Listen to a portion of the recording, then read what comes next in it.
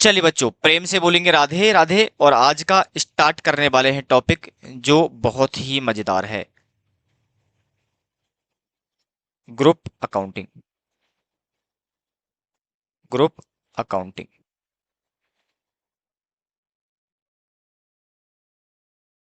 Group accounting. पहले मैं थोड़ा सा इसकी बेट की बात कर लेता हूं कि इसका बेट क्या है। सीए फाइनल की मैं बात करूं, अप्रोक्स 30 से लेके 40 मार्क्स तक ये कवर डालता है। वहीं बात करता हूं मैं सीएमए फाइनल की, तो एटलीस्ट 40 मार्क्स से लेकर के 45 या कहें तो 50 मार्क्स तक, 50 मार्क्स तक कवर करता है। क्योंकि न्यू सिलेबस का एग्जाम सीएमए के अंदर 2 बार या शायद 2 बार हुआ है, और दोनों बार के अंदर इसका बहुत हाईली वेटेज रहा है। सीए फाइनल थोड़ा सा लेस कम रहता है क्योंकि उनके सिलेबस में इंडेस बहुत ज़्यादा हैं, तो बाकी इंडेस को भी उनको ध्यान में रखना पड़ता है। बस सीएमए इंस्टीट्यूट ने इतने ज़्यादा इंडेस उन्होंने इन्वॉल्व किए नहीं, टोटल 20-25 इंडेस जो उन्होंने इन्वॉल्व किए हैं, और वो उन्हीं के हिसाब से उनका वेटेज उन्होंने डिसाइड कर रखा है। ठीक है, आज तो हो गई ये बात आपसे। मैं अभी आपसे बोलने की कोशिश कर रहा हूँ कि ठीक है, आपके जो लेक्चर्स हैं ग्रुप अकाउंटिंग के, ग्रुप अकाउंटिंग का मतलब कौन कौन से हैं इनके अंदर। इंडेस की कुछ सीरीज लिख रहा हूं। इंडेस 27, इंडेस 28, इंडेस 103, इंडेस 110, इंडेस 111, इंडेस 112। ये इंडेस हैं जो आपकी ग्रुप अकाउंटिंग के अंदर कवर होने वाले हैं। बेसिकली मैं इनमें से मेजर मेजर बात करूंगा, किसकी बताओ। 103 की, 110 की, 28 की, 27 की, इनकी मैं डिस्कशन करूंगा ओनली फॉर। मेरे पास एक एक फाइल है जिसको मैं ओनली फॉर आपको only for as a revision type में थोड़ा सा फास्ट क्विकली लेकर के जाऊंगा, क्योंकि इनमें ज़्यादा इतना कोई खास है नहीं है। फिर भी मैं ये नहीं कह रहा कि ये एग्जाम के पॉइंट ऑफ व्यू से इंपॉर्टेंट नहीं है, क्योंकि बहुत बार यहाँ से थ्योरी पूछी गई है। क्या पूछी गई है? थ्योरी। ठीक है, ये इंडेस हैं जो आपको इसके अंदर कवर करने हैं, और हम इन्हीं इंडेस पर चर्चा करने वाले हैं। और ये सारे के सारे इंडेस को हम डालते हैं ग्रुप अकाउंट के एक टॉपिक के अंदर। ठीक है, आज आप लिखना स्टार्ट कीजिएगा। सबसे पहले हमें जो समझने की कोशिश करनी है वो समझने की ग्रुप अकाउंटिंग है क्या। ग्रुप अकाउंटिंग है क्या। आपको ये तो पता लग गया कि ग्रुप अकाउंटिंग के अंदर कौन कौन से इंडेस कवर होने वाले हैं। तो अब हमें ओनली फॉर और ओनली फॉर इस पर डिस्कशन कर लेना चाहिए कि ग्रुप अकाउंटिंग के अंदर कौन सा स्टैंडर्ड कब अप्लाई होता है, कब कैसी सिचुएशन में होकर के आएगा। मैं ज़्यादा इन लार्ज डिस्कशन नहीं करूंगा, बट हाँ कुछ थोड़ा थोड़ा सा इस पर डिस्कशन करने की कोशिश करूंगा। और इसमें लिखिएगा सबसे पहले पॉइंट नंबर 1। मैं ओनली फॉर बेटा ओवरव्यू दे रहा हूँ। Overview. Overview of group accounting. Group accounting. मैं आपको ग्रुप अकाउंटिंग का ओवरव्यू दे रहा हूँ। मैंने बोला ना आपसे, एनालिसिस वाला पार्ट में ज्यादा डिस्कशन का पार्ट नहीं बनाऊंगा, क्योंकि वो मेरे रेगुलर बैच का पार्ट होता है। और दूसरी बात, अपने पास इतना टाइम भी नहीं है, और दूसरे 15 दिन का अभी जो गैप आया है ये बड़ा ही मुश्किल है, इसको साथ भरना एक बेहद मुश्किल काम होगा हमारे लिए। चलिए, तो इसके अंदर ओवरव्यू में पहला लिखोगे क्या? ग्रुप। कि ग्रुप का मतलब है क्या। भाई हम जब बात कर रहे हैं ग्रुप अकाउंटिंग की, तो ग्रुप अकाउंटिंग का मतलब है क्या, पहले हमें ये बात समझ में आ जानी चाहिए। यदि ये बात समझ में नहीं आ रही, इसका मतलब हम आगे की बातों पर डिस्कशन नहीं कर पाएंगे, क्योंकि आगे की बातें बहुत आसान आसान सी बातें हैं जिनको हम वन बाय वन करके चर्चा का विषय बनाने वाले हैं। ठीक है, चलिए, तो ग्रुप में लिखिए, group includes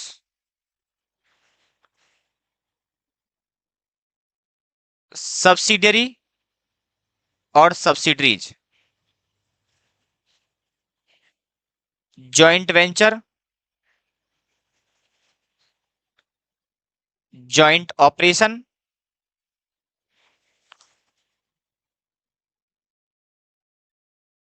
and associates. Group का मतलब यहां पर बेहद आसान है कि भैया सब्सिडरी हो, जॉइंट वेंचर हो, जॉइंट ऑपरेशन हो और एसोसिएट्स हो। ये सारे के सारे इनको बोलते हैं ग्रुप। कोई एंटिटी है जो कि काम करती है, बहुत सारे एंटिटी के अंदर इन्वेस्टमेंट कर रखा है, अब वो इन्वेस्टमेंट से हो सकता है एसोसिएट बन गई हो सकता है उस इन्वेस्टमेंट से जॉइंट वेंचर बन गई हो सकता है कि उस इन्वेस्टमेंट से जॉइंट ऑपरेशन बना हो सकता है कि वो सब्सिडरी हो, सब्सिडरी के अंदर पार्शियल सब्सिडरी हो सकती है, हो सकता है होली ओन सब्सिडरी हो सकती है, वो डिपेंड करेगा। तो जितने कंपनियों के अंदर एक एंटिटी ने इन्वेस्टमेंट कर रखा है, पूरे किसी भी कंपनी के अंदर उसके साथ कोई भी रिलेशनशिप एग्जिस्ट होता है, चाहे वो होल्डिंग का हो, सब्सिडरी का हो, एसोसिएट का हो, जॉइंट वेंचर का हो, जॉइंट ऑपरेशन का हो, ये सारे के सारे हम उनकी बात करते हैं ग्रुप। यानी एक कंपनी एक अकेली एंटिटी नहीं है, उसके बीच बहुत सारी कंपनी उसका क्या कर रखा है, अपना इन्वेस्टमेंट इन्वॉल्व कर रखा है। Point number two, point number two में देखो क्या लिखेंगे, group accounting means, group accounting means accounting, accounting of entire, entire group assuming A, group assuming a single entity, single entity. मैं इसको थोड़ा सा एक एग्जांपल से समझाने की कोशिश कर रहा हूं। मैंने बोला एग्जांपल के लिए, जैसे टाटा, टाटा पीवीटी लिमिटेड है,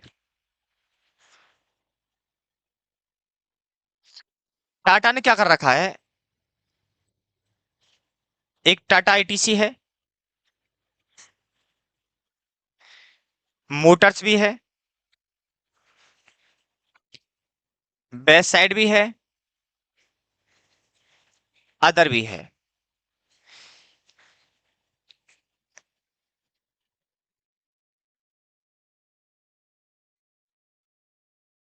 अब है क्या, ये मान लेते हैं ये इसकी सब्सिडरी 100% सब्सिडरी है, ये इसकी 60% सब्सिडरी है, 60% होल्ड कर रखा है। इस एंटिटी के अंदर इन्होंने 30% होल्ड कर रखा है, इस एंटिटी के अंदर इन्होंने मान लो 15% है, प्लस इनका अदर राइट भी है साथ में।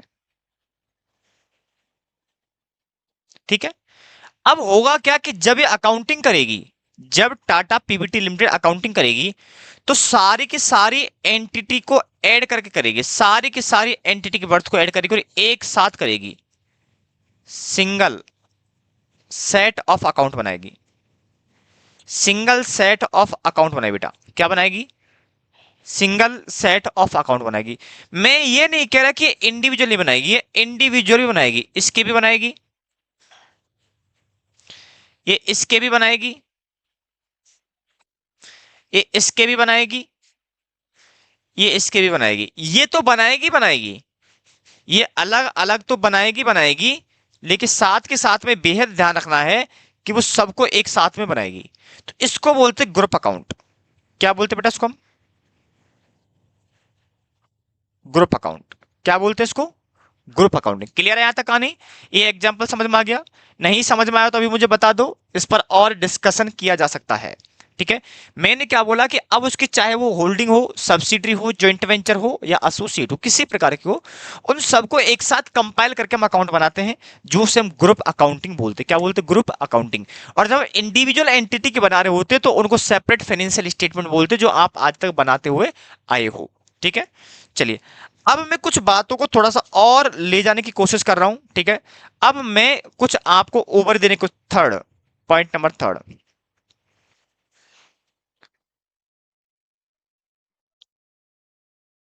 Applicability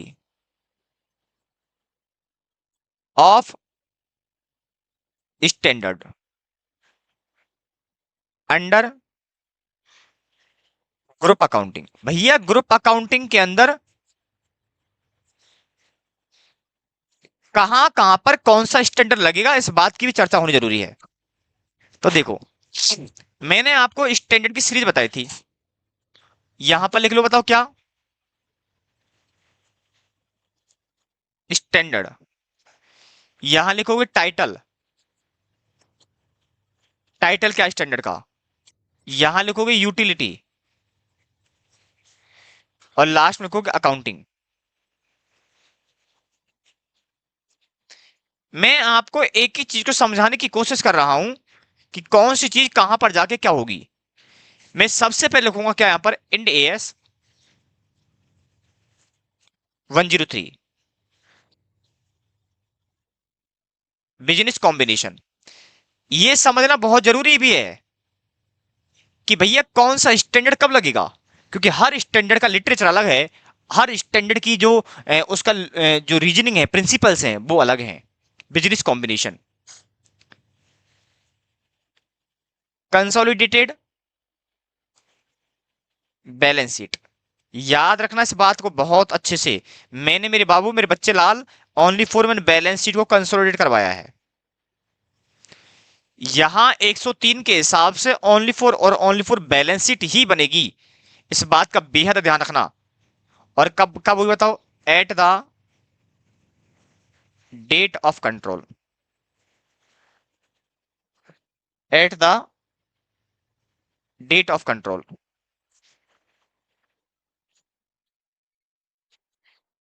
using fair value of assets and liability. इस बात को धीरे धीरे समझ में आएगी, अभी नहीं आएगी। क्या मेरी बात समझ में आ गई आपकी में? क्या पहला आपका जो इंडेक्स है वो तो समझ में आ गया कि 103 कब अप्लाई होगा?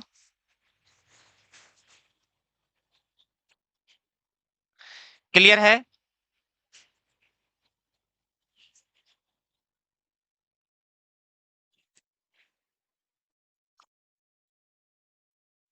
चलो, अब आओ नेक्स्ट इंडेक्स पर। इंड एएस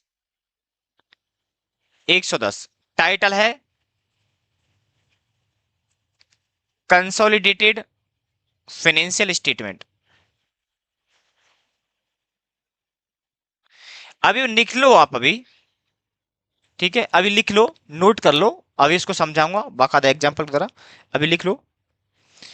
यहां पर आप सीएफएस बनाओगे, सीबीएस, सीपीएल,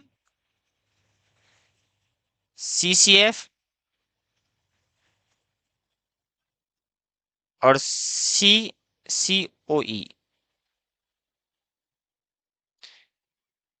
ये बनेगा रिपोर्टिंग डेट,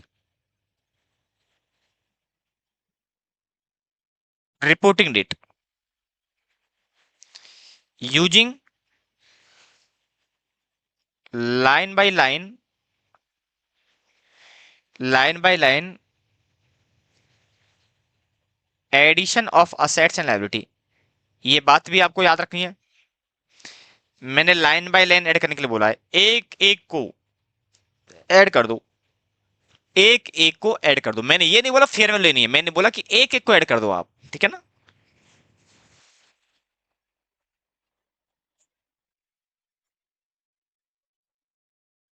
ये भी कंप्लीट हो गया।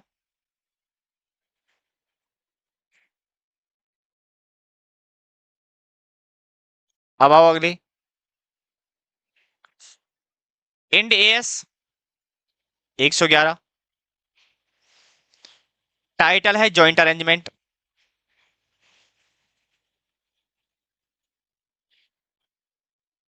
ये बताएगा कि डिटर्मिनेशन ऑफ जॉइंट ऑपरेशन है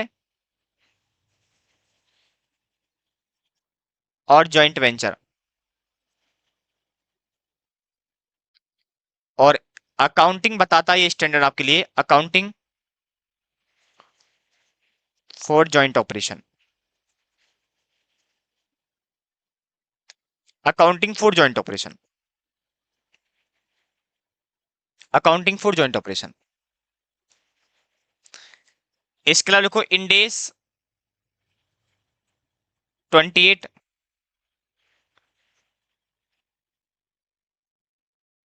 accounting for investment. In associates and joint venture. Identification of associates, कि भैया एसोसिएट होती क्या है ये बताएगा ये। और लगेगा यूजिंग इक्विटी मेथड। और लास्ट बचा है अपने इंड एस 27 जो इंपॉर्टेंट है, सेपरेट फाइनेंशियल स्टेटमेंट। ये आपको एसएफएस बताया कैसे बनेगा। जो काम है इसका, रिकॉर्डिंग ऑफ इन्वेस्टमेंट, कि इन्वेस्टमेंट की रिकॉर्डिंग कैसे होगी। ये अकाउंटिंग बताता है तो ये रिकॉर्डिंग बताता है।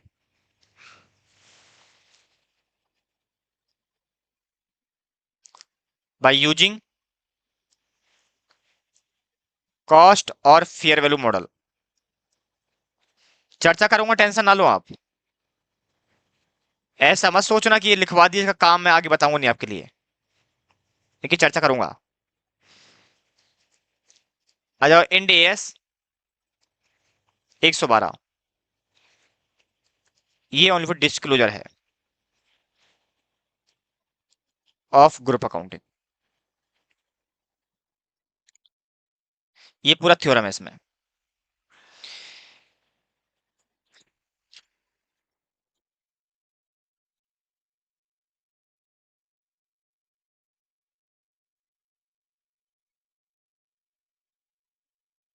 ठीक है, अब थोड़ी थोड़ी बात को समझो,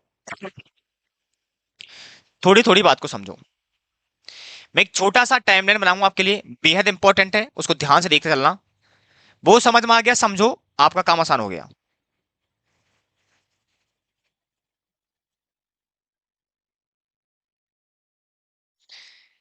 एग्जाम्पल ले रहा हूं और एग्जाम्पल के थ्रू समझाने की कोशिश कर रहा हूं कि कब कौन सा स्टैंडर्ड अप्लाई होगा। मान लो एक है यहां पर ए लिमिटेड और एक है यहां पर बी लिमिटेड। ए लिमिटेड ने क्या किया, ए लिमिटेड ने बी लिमिटेड के अंदर 20% इक्विटी एक्वायर कर लिया। क्या कर लिया, ए लिमिटेड ने बी लिमिटेड के अंदर अपना इक्विटी एक्वायर कर लिया, और इक्विटी जो एक्वायर किया है वो कितना किया, 20%। इसका मतलब ये हुआ परचेज इन्वेस्टमेंट, वो है ना। आपके स्टैंडर्ड बोलते कि आपने इन्वेस्टमेंट परचेज किया है, तो उसकी रिकॉर्डिंग कैसे होगी बताओ। मान लो ये आपका 1 अक्टूबर है और यहां पर आपका 31 मार्च है, तो बोलता कि यहां पर जो आपके इन्वेस्टमेंट की रिकॉर्डिंग है, इन्वेस्टमेंट की जो रिकॉर्डिंग है वो होगी 27 के हिसाब से। कैसे होगी, 27 के हिसाब से। यहां पर ओनली फॉर और only for separate financial statement बनेंगे, और वो बनेंगे आपके 27 के हिसाब से। क्या ये मेरी बात क्लियर है। और सेम बोलता है कि हम इसी दिन की जब बात कर रहे होते हैं, जब हम इसी दिन की बात कर रहे होते हैं, तो इसी डेट को आपके यहां पर सीबीएस बनती है, कंसोलिडेट बैलेंस शीट बनेगी, बट वो बनेगी इंडेक्स 28 के हिसाब से।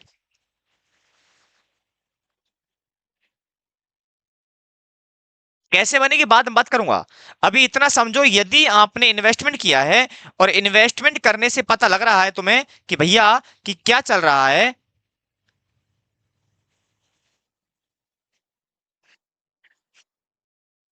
तो सिंपल है, जिस दिन इन्वेस्टमेंट किया है, जॉइंट वेंचर एसोसिएट की बात नहीं कर रहा हूं मैं कह रहा हूं यदि आपने इन्वेस्टमेंट किया बट कंट्रोल नहीं लिया है, तो आपके सेपरेट जो इन्वेस्टमेंट की रिकॉर्डिंग है वो 27 के हिसाब से होगी, और वहीं पर जब कंसोलिडेट बैलेंस शीट की बात करोगे तो यहां पर 28 के हिसाब बनेगी।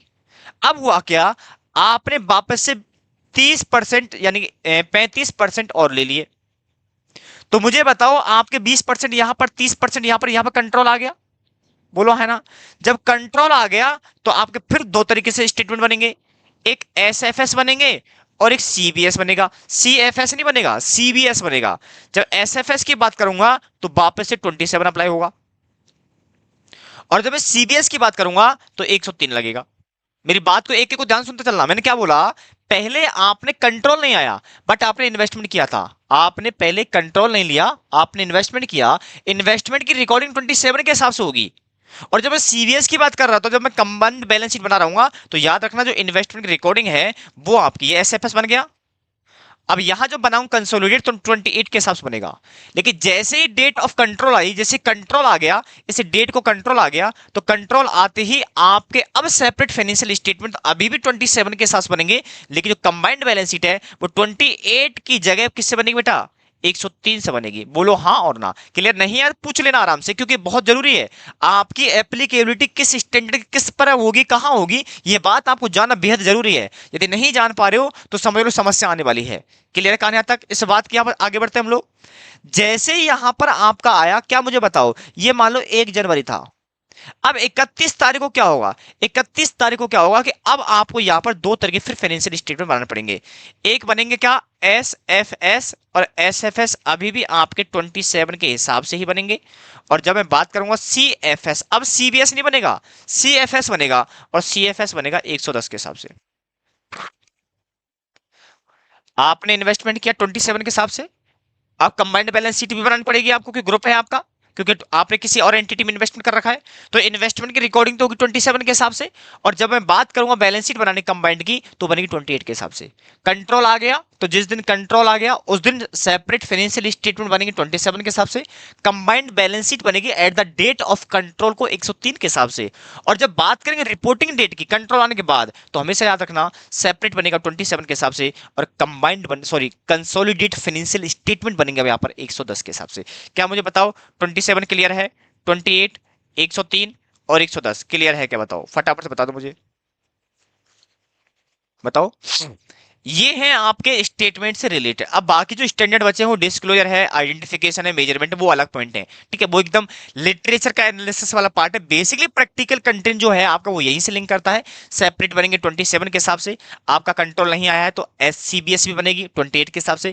कंट्रोल आ गया तो एसएफएस बनेगा 27 के हिसाब से। सीबीएस बनेगी आपकी 103 के हिसाब से। और रिपोर्टिंग डेट को जो आपका सीएफएस बनने वाले हैं वो बनेंगे 110 के हिसाब से। यहाँ ये आपके ओनली फॉर अंडरस्टैंडिंग था, ये अंडरस्टैंडिंग ऑफ इंडेस एप्लीकेबिलिटी। ये एप्लीकेबिलिटी जो होगी कहां पर किस किस की होगी, ये ओनली फॉर इसकी अंडरस्टैंड डेवलप करने का मैंने आपको काम किया है। ठीक है, ये हो गया हो तो मैं आगे चल पाऊंगा। ठीक है, फटाफट से इसको उतार लो, नोट कर लो, जैसा आपको बेहतर लग रहा है वैसे।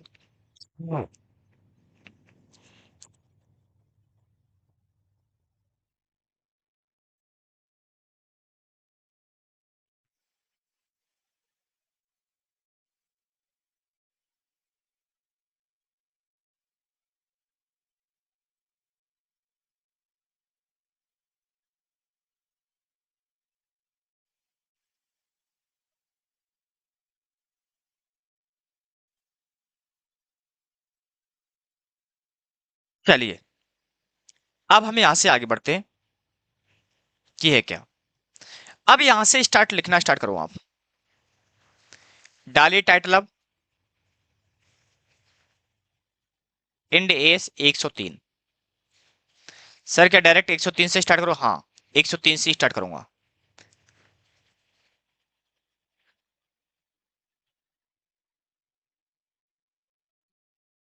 Business combination.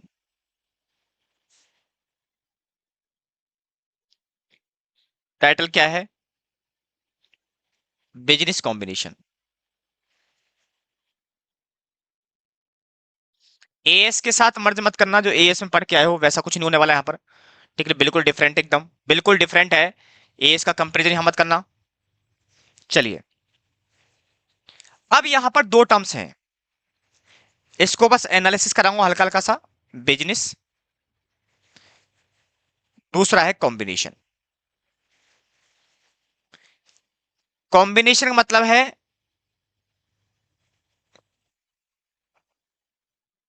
कॉम्बिनेशन का मतलब है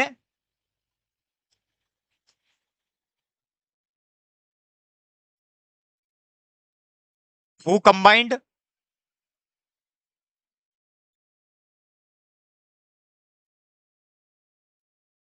इन विच बुक्स। बात बात करूंगा, या इसको अभी यहां से हटा लो, कोई दिक्कत नहीं है। बिजनेस का मतलब क्या है? स्टैंडर्ड क्लियरली बोलता है कि जब आप कंबाइन तभी करोगे, पहले कंबाइन करने से पहले ये देखोगे कि जो आप एक्वायर कर रहे हो वो बिजनेस कर रहे हो कुछ और कर रहे हो। आप बिजनेस एक्वायर कर रहे हो या अदर चीज है। तो मैं एग्जांपल दूंगा, दोनों बात को समझने की कोशिश करनी है आपको। मैं आपको इन लार्ज लेके नहीं जाऊंगा, क्योंकि लार्ज लेके जाऊंगा बहुत टाइम लगने वाला है। मैं और बिजनेस कॉम्बिनेशन को समझाने समझाने कम से कम 2 से 3 घंटे लगता है, लेकिन मैं अभी आपको ओनली फॉर 10 to 15 मिनट्स बात को खत्म करने की कोशिश करूंगा। जैसे मान लो एक 1 है 2 है, ठीक है। ये बोल रहा है कि मान लो कि एवीसी लिमिटेड है, AVC limited B limited company है, बी लिमिटेड क्या हो रही है, बंद, क्लोज हो रही है। क्या हुआ कि ए लिमिटेड ने, एबीसी लिमिटेड ने बी लिमिटेड की असेट्स और लायबिलिटी खरीद ली, क्योंकि बंद हो रहा है, फर्नीचर पड़ा हुआ ले लिया हमने, कोई और वो ले लिए, वो बंद हो गई। हमने बी लिमिटेड को नहीं खरीदा, हमने बी लिमिटेड की असेट्स और लायबिलिटी को खरीदा है। और बी लिमिटेड ऑलरेडी ऑटोमेटिक क्या होगी, लिक्विडेट। हमने नहीं खरीदा, हमने उसको एक साथ नहीं बोला कि तुम्हारे बिजनेस के ये पैसा पड़ो खत्म। हमने बोला ठीक है ये एसेट्स ये दे दो, ये खत्म मैटर। हमारे जो काम के एसेट्स हमने ले ली, जो काम की लायबिलिटी हमने ले ली। हमने उस कंपनी की असेट्स और लायबिलिटी को एक्वायर किया है, लेकिन सामने वाली एंटिटी फिर भी बंद हो गई है। तो मुझे एक बात बताओ, क्या एक तरीके का, क्या आपने बिजनेस को खरीदा है, क्या आपने बिजनेस को एक्वायर किया है? स्टैंडर्ड बोलता नहीं, ये बिजनेस का एक्विजिशन नहीं है, ये ओनली फॉर और ओनली फॉर क्या है, आपके असेट्स और लायबिलिटी का टेक ओवर है। आपने बिजनेस को टेक ओवर नहीं किया है, आपने किसको टेक ओवर किया, ओनली फॉर असेट्स और लायबिलिटी को। बोलो हाँ या ना। बिजनेस को एक्वायर करने के लिए बहुत सारी बातें, बहुत सारे एलिमेंट आपको चेक करने पड़ेंगे, एनालिसिस करने पड़ेंगे, असेस करने पड़ेंगे, क्या रियलिटी में वो बिजनेस है या बिजनेस नहीं है। मेरी बात समझ में आ रही है? यानी कि जब भी कंपनी की मैं बात करूंगा तो वहां पर इस बात क्लियरली समझ में आना चाहिए कि बिजनेस एक्वायर करने का मतलब है क्या, यह बात समझ में आना बहुत जरूरी है। इसलिए स्टैंडर्ड बोलता है कि देखो बिजनेस एक्वायर का मतलब 3 पॉइंट: इनपुट, दूसरा प्रोसेस, और आउटपुट। बोला कि तीनों चीजों का होना बहुत जरूरी है। जब भी आप किसी चीज को एनालिसिस कर रहे हो कि भैया ये बिजनेस है या नहीं, इस बात को एनालिसिस कर रहे हो, तो बिजनेस के अंदर 3 बातों का होना जरूरी है। इनपुट का मतलब रिसोर्सेज, यानी कि असेट्स और लायबिलिटी। प्रोसेस का मतलब मेथड, कहीं तो तरीका, तरीका, या कहें तो मैनेजमेंट। और आउटपुट का मतलब रिजल्ट। आप किसी एंटिटी की क्या कर रहे हो, सारे के सारे रिसोर्सेज को ले रहे हो, और उन रिसोर्सेज के साथ साथ आप उनको मेथड भी ले रहे हो, यानी मैं कहूं तो उनको टेक्निकल भी ले रहे हो कि भैया कैसे यूज करना है। उनकी पूरी की पूरी चीज ले रहे हो कि इनको एसोसिएट कैसे करना है, इनको प्रोसेस कैसे किया जाना है, जिससे हम इसको आउटपुट में कन्वर्ट कर सकें। तो बोला असेट्स लायबिलिटी इनपुट भी आने चाहिए, उसको कैसे यूज करना है ये बात भी आपको पता होना चाहिए। मेथड है, टेक्निक है, रूल्स है, प्रिंसिपल है, कुछ भी है आप पर आना चाहिए। और लास्ट पॉइंट ये है कि इन दोनों को, इनपुट्स को एसोसिएट करने के बाद, कंट्रोल एंड मैनेजमेंट करने के बाद, उस पर आउटपुट भी जनरेट होना चाहिए। क्या होना चाहिए? आउटपुट भी जनरेट होना चाहिए। तो बोला जाएगा क्या, जब इनपुट भी है, प्रोसेस भी है और आउटपुट भी है, तो इसको बोलते हैं बिजनेस। दैट इज तीनों एलिमेंट हैं तो इसको बोलेंगे बिजनेस। हमने क्या किया बेटा, बिजनेस। बोलो हाँ या ना। क्लियर है? कोई दिक्कत हो तो दिक्कत नहीं है, ठीक है ना? यहां तक बिजनेस समझ में आ गया। इस बात को थोड़ा सा लिखवा देता हूं 2 लाइन के अंदर, क्योंकि थोड़ा और बेहतर समझ में आएगा। यानी कि बिजनेस कंबाइन करने से पहले, बिजनेस कॉम्बिनेशन पढ़ने से पहले ये देखना पड़ेगा कि जो कंबाइन करोगे वो बिजनेस को करना पड़ेगा, और फिर देखना पड़ेगा कि जो आप एक्टिविटी कर रहे हो, क्या वो एक्टिविटी बिजनेस खरीद रहे हो या बिजनेस को एक्वायर कर रहे हो, नहीं कर रहे हो। पता लगा कि आपने कंबाइन तो कर दिया, लेकिन जो कंबाइन किया वो बिजनेस था ही नहीं, तो आपका 103 का एप्लीकेबिलिटी बहुत बेकार हो जाएगी। ठीक है? तो यहां पर मैं कुछ बातें लिख रहा हूं, बस ओनली फॉर 2-3 बातें लिखूंगा और यहां से फिर आगे बढ़ जाऊंगा। तो डालिए इसके अंदर क्या, पहला पॉइंट है बिजनेस। बिजनेस होता क्या है? बिजनेस, बिजनेस लिखिए इसमें, business is an integrated integrated set of activities, set of activities and assets, and assets is capable, that is capable, that is capable of being, of being conducted, being conducted and being conducted and managed for the purpose of, the purpose of providing goods, goods or services, or services to the customer,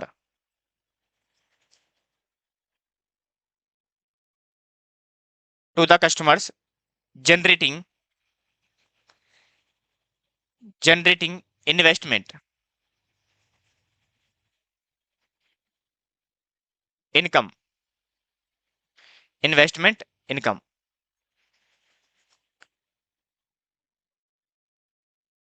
As such,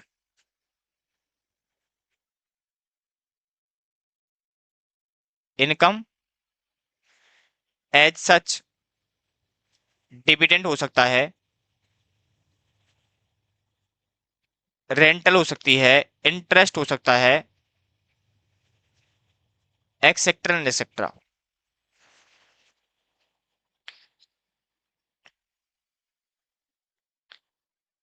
factors of business,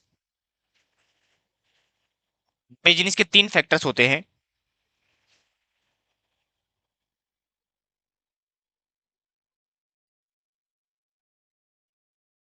factors of business तीन।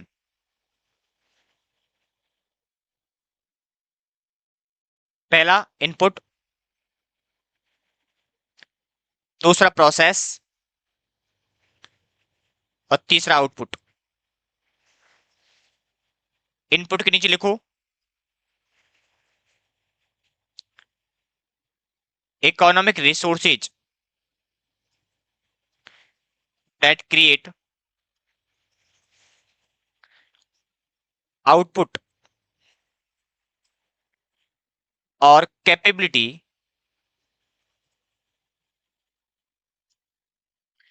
To create output.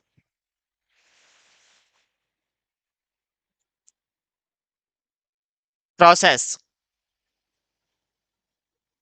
System, standard, protocol, convention यानी कहें तो तरीका। Result of input, result of input and process, दोनों के integrated करके कुछ निकलेगा आउटपुट। सर मान लो उसमें इनपुट भी है प्रोसेस भी आउटपुट नहीं है, तो ऊपर क्या बिजनेस निकल आएगा? बोला इसको आगे फर्दर असेस करने के और भी तरीके हैं, इसको फर्दर असेस करने के और भी तरीके हैं, ठीक है, मैं उसकी चर्चा नहीं करूंगा। जैसे कि कंसंट्रेशन भी आने वाला है, सब्सटेंसिव प्रोसेस भी होता है, इसके बाद एक प्रोसेस और होता है सब्सटेंसिव, ये प्राइमरी फेस ही है, ये प्राइमरी है। फिर सब्सटेंसिव प्रोसेस आता है, फिर कंसंट्रेशन वाला भी आता है, तो तीन प्रोसेस होते हैं। तो यदि इससे नहीं तो उससे हम तीनों को चेक करते हैं, देन उसके बाद डिस्कस करते हैं। अभी हम इतनी ही बात करेंगे, इससे ज्यादा और थ्योरम पर बात नहीं कर पाएंगे, ठीक है।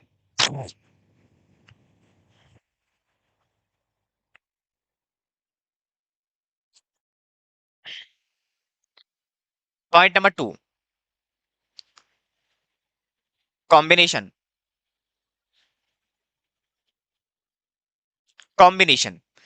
देखो कॉम्बिनेशन करने के लिए आपको दो फैक्टर चेक करने पड़ेंगे, कॉम्बिनेशन चेक करने के लिए आपको दो फैक्टर चेक करने पड़ेंगे, क्या क्या?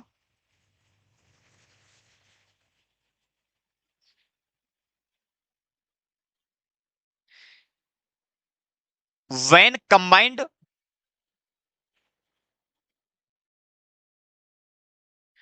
और हु कंबाइंड। आपको दो चीज चेक करनी पड़ेगी कि भैया कंबाइंड कब होंगे और कौन करेगा। कंबाइंड कब होंगे और कौन करेगा, यह बात बेहद इंपॉर्टेंट है। तो व्हेन कंबाइंड का मतलब है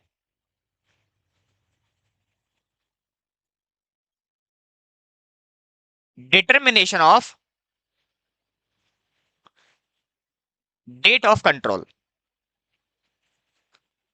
डेट ऑफ कंट्रोल, और यहां पर आएगा डिटर्मिनेशन ऑफ एक्वायरर। जिसने भी बिजनेस एक्वायर किया है वो करेगा कंबाइंड। और किस डेट को होगा, जिस दिन उसने उस बिजनेस पर कंट्रोल लिया है। दो बातें बड़ी इंपॉर्टेंट हैं। मैं आपको इन जनरल फॉर्म में लिखा रहा हूं, इस बात को बेंचमार्क मत मान लेना कि जो गुरुजी ने लिखा है वो क्लियर है। मैं ओनली फॉर वो चीज बता रहा हूं जनरली होगा, क्योंकि अभी आप थ्योरेटिकल क्वेश्चन करने वाली बात कर रहे हो, तो थ्योरेटिकल के अंदर जो बता रहा हूं वो एक परफेक्ट है। लेकिन जब आप प्रैक्टिकल इंडस्ट्री में जाओगे तो जो मैं बता रहा हूं वो आपको काम नहीं करेगा। वहां पर आपको रियल में एनालिसिस करना पड़ेगा कि रियलिटी में कि डेट ऑफ कंट्रोल क्या है और एक्वायरर क्या है। दोनों का आइडेंटिफिकेशन मेजरमेंट करना बेहद मुश्किल काम होता है। वहां पर आपको हर फैक्टर को चेक करना पड़ेगा जो आपके रिलेवेंट है उसके ऊपर। लेकिन जब हम क्वेश्चन सॉल्व कर रहे होते हैं तो इतनी भारी भरकम चीजें नहीं होती हैं जिसको हम बात करें। तो सीधा मैं बेंचमार्क की बात करूंगा कि यहां पर मान लो कि ऐसा है तो उस दिन डेट ऑफ कंट्रोल आप मान लेना। ठीक है।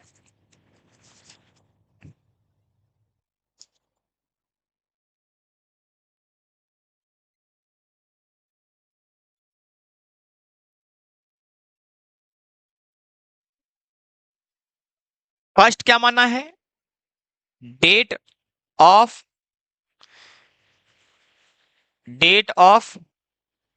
कंट्रोल, इसको एक्विजिशन करो। Acquisition, acquisition. तो डेट ऑफ कंट्रोल, जिस दिन कंट्रोल आपके हाथ में आ गया वही क्या कहलाएगी, ये। यदि ये नहीं है तो सेकंड आ जाओ,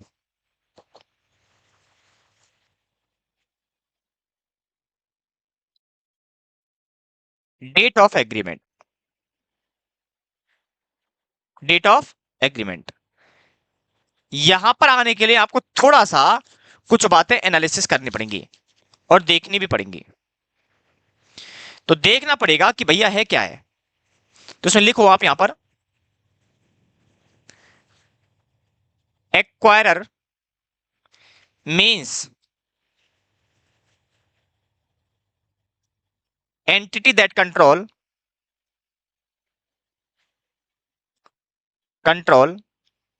after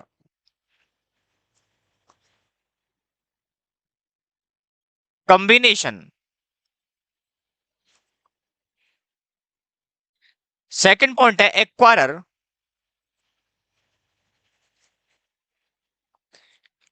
identification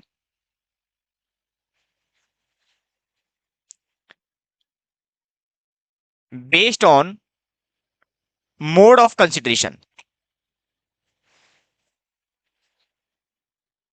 mode of consideration मैं दो चीजें लूंगा। मोड ऑफ कंसिडरेशन मतलब क्या है, आपने सामने वाले एंटिटी पर पेड किया, पेड इन कैश,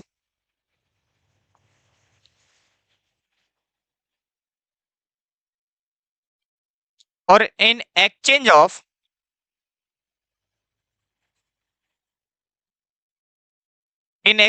इक्विटी। यहां पर बेहद आसान है। तो जो पेड है, जो पेबल एंटिटी है, payable entity is known as controller, is known as acquirer. मैंने किसी एंटिटी को खरीदा, पेमेंट कर रहा हूं कैश में, तो जो पे कर रहा है वही एक्वायरर है। वहां मुश्किल नहीं है। मुश्किल तो वहां है जहां पर हम एक्सचेंज की बात कर रहे हैं। तो यहां एक्सचेंज के केस में देखना पड़ेगा परसेंटेज ऑफ होल्डिंग और कंट्रोल आफ्टर कॉम्बिनेशन। कॉम्बिनेशन होने के बाद पता देखना पड़ेगा कि किसके पास होल्डिंग ज्यादा है, किसके पास ताकत ज्यादा है। जिसके पास ताकत ज्यादा है वही उसका एक्वायरर कहलाएगा। सर क्या कभी ऐसा हो सकता है खरीदने में गया और वो एक्वायरर बन जाएगा? हाँ पॉसिबल है। 103 इसीलिए तो बोलता है कि जब भी बात करेंगे मैं एक्वायरर को आइडेंटिफाई करने की, तो दो चीज याद रखना कि पेमेंट किस में हो रहा है। पेमेंट कैश में हो रहा है तो वहां मुश्किल काम नहीं है, वहां जिसने पे किया वही एक्वायरर है। लेकिन इक्विटी के एक्सचेंज के फॉर्म में दिया है तो वहां देखना पड़ेगा कि काफी कॉम्बिनेशन के बाद ताकत किसकी ज्यादा बड़ी है। जिसकी ताकत बढ़ गई वही कंट्रोलर है, वही एक्वायरर है। और जब एक्वायरर वो है जिसकी ताकत है तो वो अपनी बुक्स में बनाएगा कंबाइंड बैलेंस शीट। क्या बनाए बेटा? Combined balance sheet. क्या क्लियर है? मैं इसको यही अपनी वाणी को विराम देता हूं और आगे चलता हूं। आगे चलिए मेरे साथ क्या करना है। क्लियर है? जहां तक मुझे लगता है कि मुझे रिलेवेंट कंटेंट को लेके जाना चाहिए मैं वहीं तक लेके जाऊंगा। मैं एनालिसिस इसी पॉइंट पर आराम से आर्गुमेंट करीबन 1.5 से 2 घंटा कर सकता हूं, और डेफिनेट करना भी चाहिए क्योंकि आप फाइनल के बच्चे हो, लास्ट स्टेज है और इंटरव्यू के अंदर बहुत ज्यादा सवाल ये पूछे जाएंगे आपसे। ठीक है, इसलिए आपको कोशिश करनी है कि आप थोड़ा इनलार्ज पढ़ने की कोशिश करें।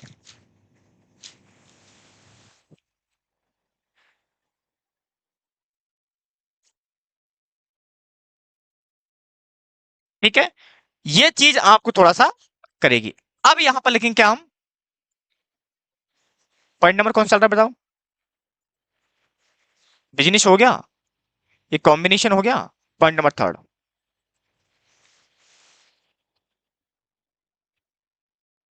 Measurement. Acquirer measured of business of acquiree at fair value at date of control as per Ind AS 103। याद रखना फेयर वैल्यू पर चले गए। Point number 4, measurement. मेजरमेंट में क्या होने वाला है? मेजरमेंट में एक एक पॉइंट को अब डिस्कस करने वाला हूं, कौन कौन सी बातें आने वाली हैं और कौन कौन सी बातें नहीं आने वाली हैं।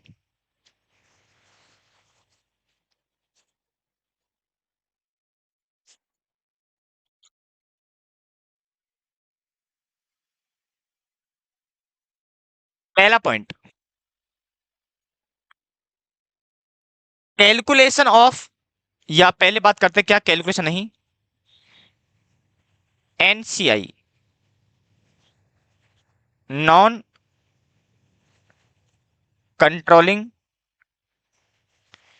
इंटरेस्ट। ये होता क्या है?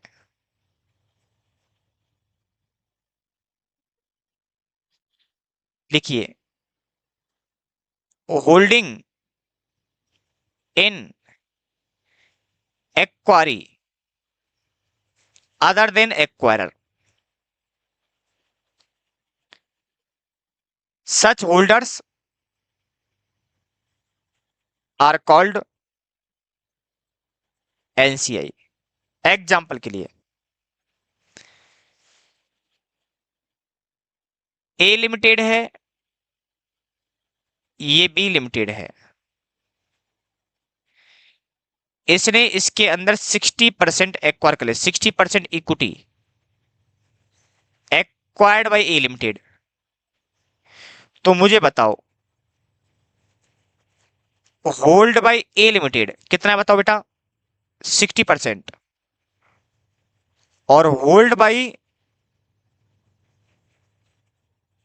अदर देन ए लिमिटेड है 40%। तो जो अदर ने ले रखा है ना, अदर ने, ये वाला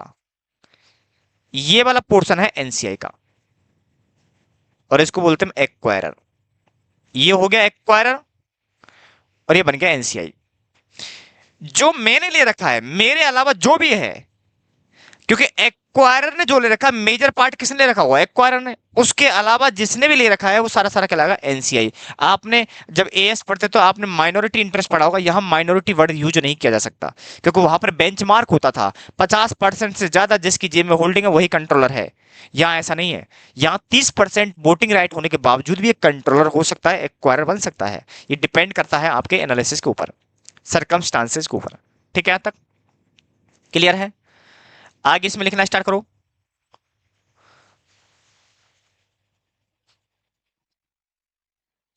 measurement measurement of NCI R H कैसे होगा?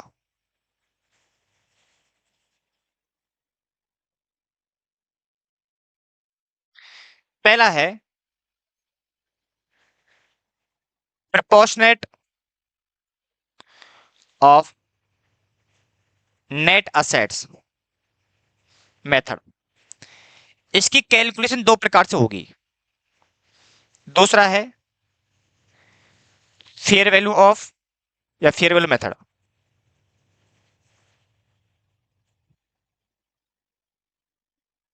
दो मेथड है यहां पर, सिंपल सिंपल से।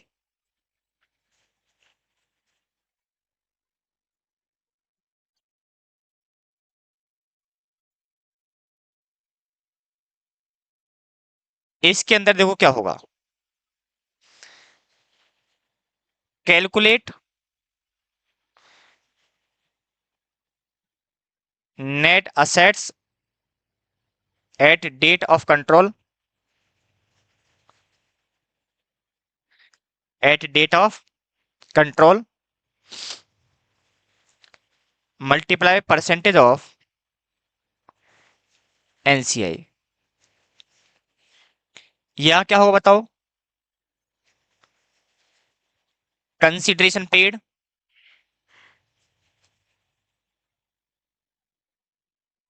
Percentage holding by acquirer multiply by percentage of NCI. दोनों का निकालने का मेजरमेंट तरीका अलग अलग है। इसको ऐसे भी निकाल सकते हो आप, number of share hold by outsider मेरे अलावा multiply by market price of share of acquiree, जो एक्वायरी शेयर की वैल्यू है। आप ऐसे भी निकाल सकते हो। दोनों तरीके आपके सामने अवेलेबल हैं, दोनों में जौन सा आपको बेहतर लगे आप दोनों में से कोई सा भी यूज कर सकते हो। यहां पर किसी प्रकार की कोई प्रॉब्लम नहीं है, किसी प्रकार की कोई प्रॉब्लम नहीं है।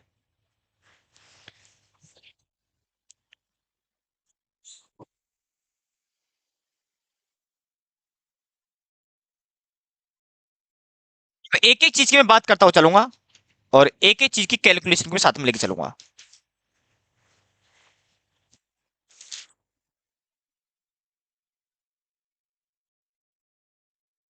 ठीक है, ए हो गया, B B point, calculation of purchase consideration नहीं, कंसिडरेशन। यहां मैं कंसिडरेशन बड़ा यूज करता हूं, कंसिडरेशन।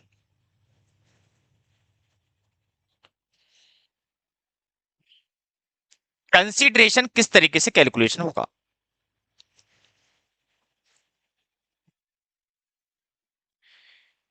यहां पर मैं लिख सकता हूं sum total of fair value of consideration paid by acquirer.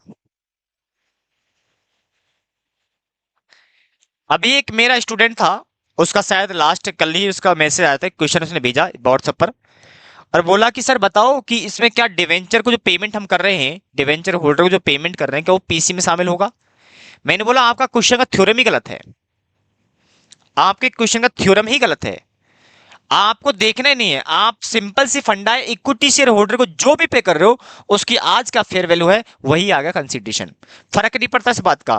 कुछ बच्चे बोलते प्रेफरेंस शेयर होल्डर को सर इंक्लूड करते हैं। बोला, मैंने बोला ना आपसे एएस की कहानी मेरे पास लेकर के मत आना, मुझे एएस की कहानी नहीं चाहिए। मैंने क्या बोला, आप इक्विटी शेयर होल्डर को दो कुछ भी फर्क नहीं पड़ता, बट देना किसको बताओ, मैं ऐसा कह दूं,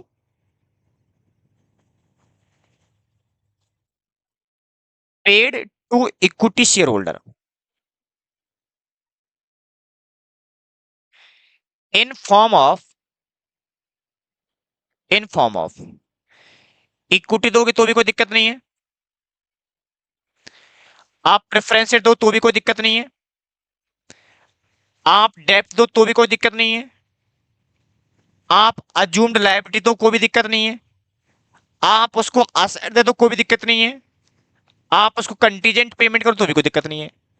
मैंने बोला बट याद रखना देना है इक्विटी शेयर होल्डर को। ये बात कल का जो क्वेश्चन आया था उसका आंसर बता रहा हूं मैं आपके लिए। तो ऐसे घबराने की जरूरत नहीं है कि सर जी हमने पहले हमें देखा था कि जितने होल्डर को दे रहे हैं, चाहे वो शेयर होल्डर में प्रेफरेंस हो चाहे इक्विटी हो, हम दोनों को जो भी पेमेंट कर रहे हैं वो आपका पीसी का पार्ट बनेगा। नहीं, आपका पीसी का पार्ट ओनली फॉर और only for equity share holder को दे रहे हो, कुछ भी दो उसकी आज क्या फेयर वैल्यू है वही परचेज कंसीडर। सिंपल और आसान भाषा में कह दूं तुम्हें। अब मेरी भाषा देखो, हो गया नोट यहां तक, आगे चलो। तो लिख लो यहां पर, fair value of shares debentures, याद रखना है सारा दे रहा हूं किसको, इक्विटी शेयर होल्डर को, plus fair value of liability assumed,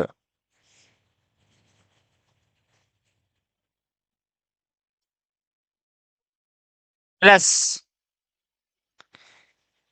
fair value of assets given,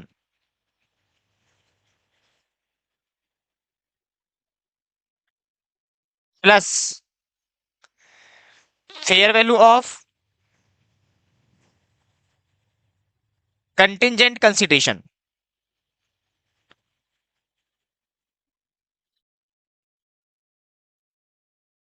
अब प्लस कैश और बैंक कुछ भी दे रहे हो, और present value of deferred payment.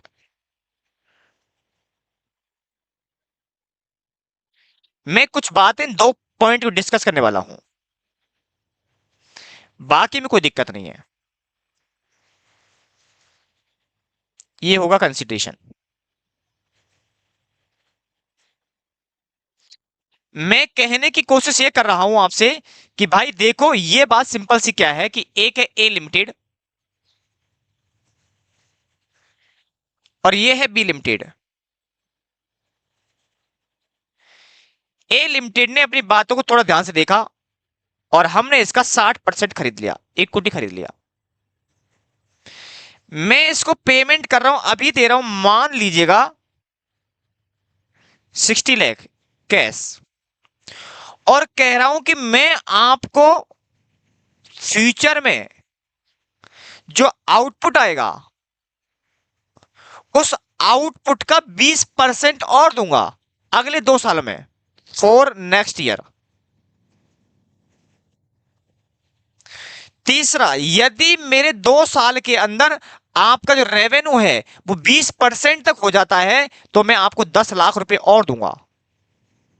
कब? 2 साल के अंदर। स्टैंडर्ड बोलता है देखो 60 लाख की आज जो वैल्यू पीसी की वो आज 60 लाख रुपए है, लेकिन अगले 2 साल के अंदर सेल होने वाली है, उसका 20% मिलेगा।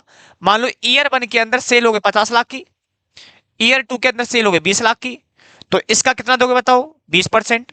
इसका कितना दोगे? 20%। ये आएगा पहले साल तो इसकी प्रेजेंट वैल्यू 1 आएगी। ये प्रेजेंट वैल्यू पहले साल के, सॉरी, ये पहले साल के एंड में आएगा तो 0.909 जो भी रेट होगी। तो इसकी मुझे बताओ, जो रेवेन्यू एक साल के बाद आ गया उसकी आज वैल्यू निकालो, प्रेजेंट वैल्यू नहीं पड़ेगी। तो मैं कहूंगा जो फ्यूचर के डिपेंड है, जो फ्यूचर पर डिपेंड है, जो कंटीजेंट बोला जा सकता है, उसकी मैं लूंगा प्रेजेंट वैल्यू। क्या लूंगा बेटा मैं? Present value. और जो कंटीजेंट दिख रहा है कि भैया 20% रेवेन्यू हो गया तो होगा, तो याद रखना उसकी प्रोबेबिलिटी देखनी पड़ेगी। क्या देखनी पड़ेगी? इसकी प्रोबेबिलिटी। क्या देखनी पड़ेगी बेटा? प्रोबेबिलिटी। बोलो हाँ है ना? तो 60 लाख एज इट इज आ जाएगा। दूसरा जो फ्यूचर में सेल पे डिपेंड है, जन पहले साल की एंड की सेल है तो उसका 20% लूंगा। तो पहले साल की सेल की जो रेवेन्यू है उसको आज निकालूंगा, प्रेजेंट वैल्यू पे लूंगा।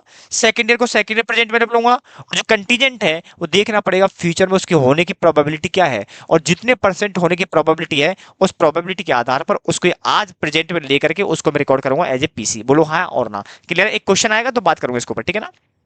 अभी बस इतना समझ लो आप। चलिए, ये हो गया आपका।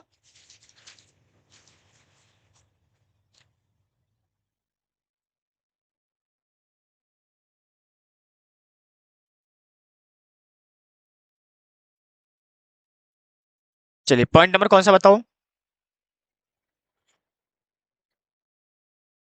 बी नहीं होगा, सी होगा। बी है।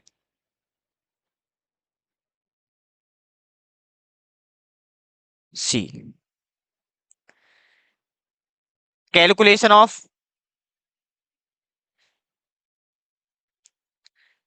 गुडविल और गेन ऑन बार्गेन परचेज। इसका लॉजिक भी समझाऊंगा आपको। Gain on bargain purchase logic समझाऊंगा, ये क्यों निकलता है, ये क्यों निकलता है, इसका लॉजिक भी आपको मैं समझाऊंगा। ठीक है, तो लिखो यहां पर क्या, step number 1, calculation of fair value of net assets of acquiree. कैसे निकलेगा ये? Fair value of identifiable assets minus fair value of liability assumed जो आई है, ये आएगी fair value of net assets.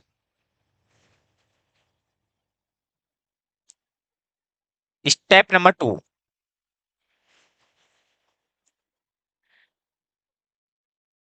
Calculation of consideration.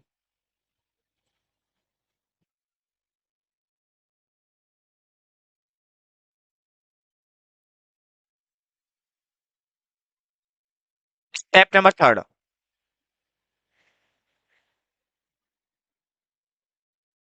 Calculate net assets for percentage of holding by acquirer.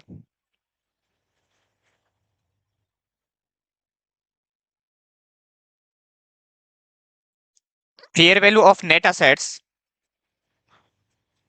Of acquiree less कर दोगे NCI, जो आपने पहले अभी निकालना सिखाया वैसे निकालोगे।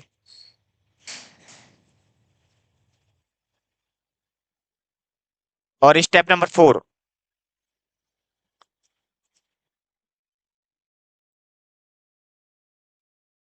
Net assets compare with consideration. देखना पड़ेगा if consideration is greater than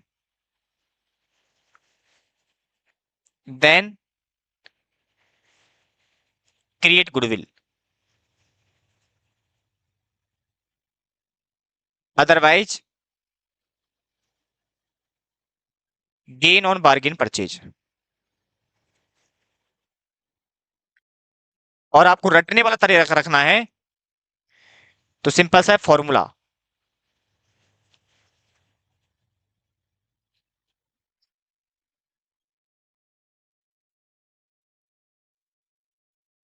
consideration, net assets for holding,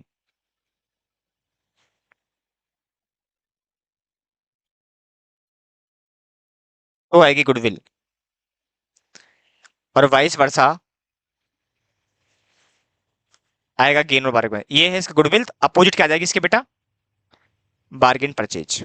ठीक है, ये आपको ध्यान रखना बस। ठीक है, अभी मिलते थोड़ा 5 मिनट के ब्रेक के बाद और इसी टॉपिक को आगे बढ़ाएंगे। मैंने बोला था आपसे कि इसको लॉन्ग लेक्चर में लेंगे अपन लोग, क्योंकि बहुत जरूरी है। क्योंकि ये अब आपके पास टाइम नहीं बचा है, क्योंकि मैंने 15 दिन का टाइम जो अभी गैप निकला वो बहुत बेकार था। ठीक है, उसको भरपाई करने के लिए एक ही तरीका है। ठीक है, फटाफट से मिलते हैं थोड़ी ब्रेक के बाद और आगे बढ़ाते हैं इस टॉपिक को।